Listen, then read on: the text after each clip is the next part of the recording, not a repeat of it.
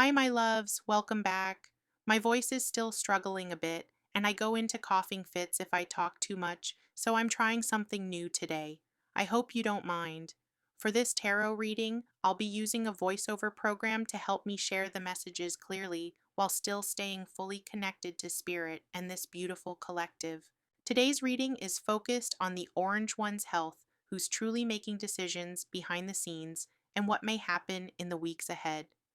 These were some of the most asked questions under yesterday's video left by you. Thank you so much for your insights and curiosity. If you have more questions you'd like me to explore in another video, just drop them in the comments below. Please remember that this video is for entertainment purposes and spiritual insight only. Everything stated is spirit-led and alleged. Trust your intuition, only take what resonates with your heart, and lovingly leave the rest. If you're interested in a private tarot or pendulum reading, you'll find my Etsy link in the description of this video and in the pinned comment. Let's get started. Spirit, what is the current energy surrounding the Orange One's physical health in this timeline? We received the moon reversed.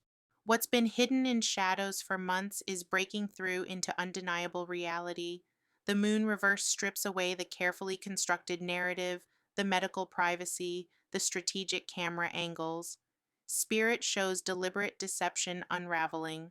Not conspiracy theory, but actual concealment of physical decline. The fog lifts, and what's underneath can't be explained away anymore. Then we receive the Ace of Pentacles. This isn't energetic or emotional, it's showing up in the body. Ace of Pentacles is material reality, medical test results, things you can see on scans. Spirit reveals this manifested suddenly in tangible form, possibly blood work that can't be hidden, visible symptoms, or diagnostic imaging that tells the real story. The body itself has become the truth teller. Spirit then gave us the Tower. The Tower doesn't do gradual. This is lightning strike sudden, cardiovascular event, stroke, aggressive cancer progression, or cascading organ failure. Spirit shows the physical structure literally cannot hold. Whatever elaborate support system was maintaining function has been overwhelmed. The Tower tears down illusions, but also actual physical systems. This card positioned here suggests medical emergency that's either happened or imminent. The last card for this question was death. Death alongside the Tower isn't symbolic, it's literal ending, but Spirit also shows transformation of narrative, power structures, and carefully maintained illusions. The old form, both physical and political, cannot continue. Death reveals that what we're witnessing isn't recovery or temporary setback. This is irreversible transformation. The timeline has already shifted. We're just waiting for acknowledgement. Our next question was, Spirit, is the Orange One still physically alive right now? We received Knight of Cups reversed. The emotional and mental essence has departed or is severely compromised. Spirit shows someone who might technically be alive, but is no longer the person everyone knew. Reversed Knight suggests possible brain damage, heavy sedation, or consciousness that comes and goes. The energy that defined them is completely absent. We then got the Page of Wands. Younger staff, family members, or handlers are creating movement and activity around an inactive center. The page represents inexperienced energy trying to maintain adult responsibilities. Spirit reveals frantic activity designed to distract from stillness at the core. Social media posts, statements, scheduled appearances, all managed by others while the principal cannot participate. Spirit then gave us the Two of Wands. They're still making plans, announcing initiatives, scheduling events. Two of Wands is future-focused energy, but here it's theatrical. Spirit shows elaborate planning for things that will never happen, designed to maintain the impression of ongoing leadership. The future-facing stance hides that there's no capacity to execute anything.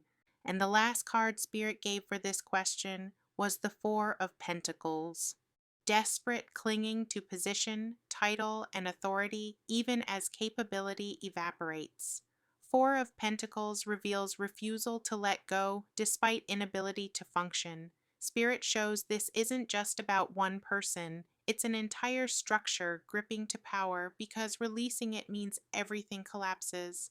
The body may be present, but it's being weakened at Bernie's through sheer determination to avoid transition. We then asked Spirit, is he expected to recover, or is his death imminent on this timeline? The first card we received was Four of Cups reversed. The window for medical intervention has closed. Four of Cups reversed shows what could have been addressed earlier was ignored, denied, or hidden until too late. Spirit reveals stubborn refusal to acknowledge symptoms, seek treatment, or step back when it might have made a difference. Pride and denial created this point of no return. Then we were given the Nine of Wands reversed. The body's defenses have failed. Nine of Wands reversed is immune system breakdown, inability to fight infection, or treatment resistance. Spirit shows someone who fought everything and everyone for so long that when real battle came, there was nothing left. The paranoid defensiveness that defined them has turned inward, the body attacking itself. Then we got the Ten of Wands reversed.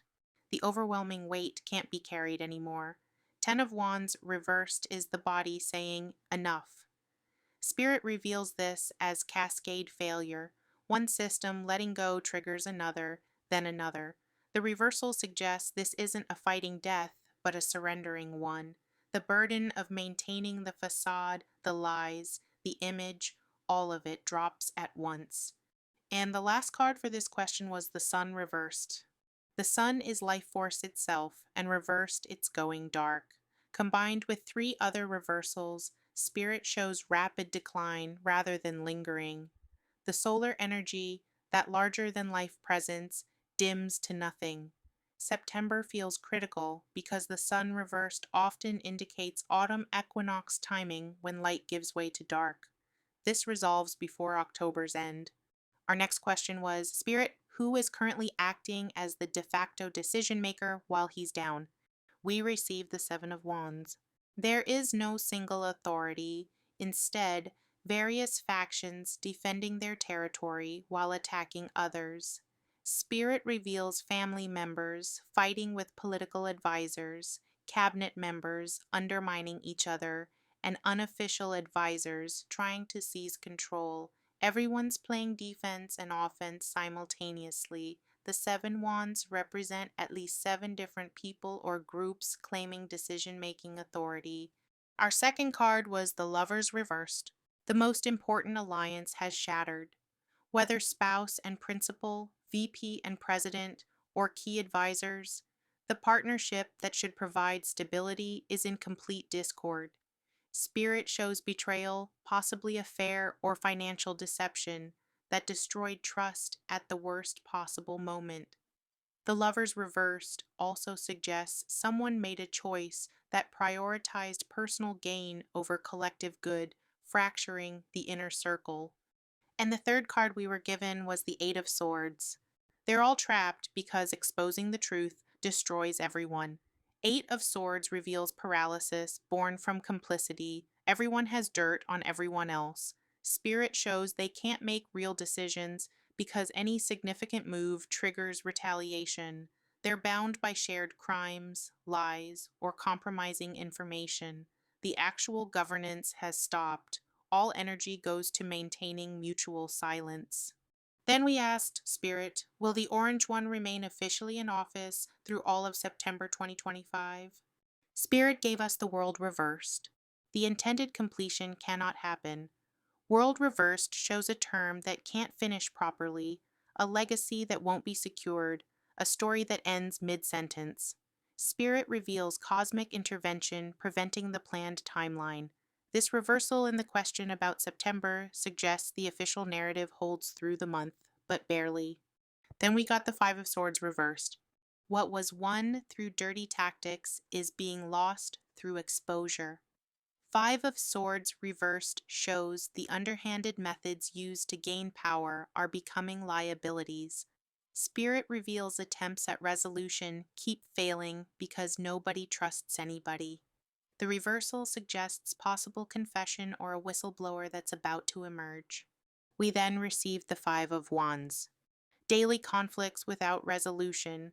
Five of Wands shows multiple crises happening simultaneously: health, legal, political, personal. Spirit reveals the chaos is both distraction and reality. While everyone fights about everything, the central figure cannot participate. The battles are about succession, not current leadership. The last card for this question was the Knight of Swords. Someone will cut through the chaos with decisive, possibly reckless action. Knight of Swords suggests forced resolution, perhaps leaked medical records, surprise resignation, or constitutional crisis. Spirit shows this happens fast, probably last week of September. The knight doesn't consider consequences, just acts. This swift sword cuts the knot that can't be untied. We asked, Spirit, will the 25th Amendment be used to remove him before his death? We received the Emperor. The formal power structure is involved, but not in expected ways. The Emperor represents established authority, Congress, cabinet, military leadership. Spirit shows they have the power, but are choosing a different path. The Emperor here suggests negotiated transition that preserves appearance of order and legitimacy. Then we got to the High Priestess. Those in position to invoke the 25th know something the public doesn't.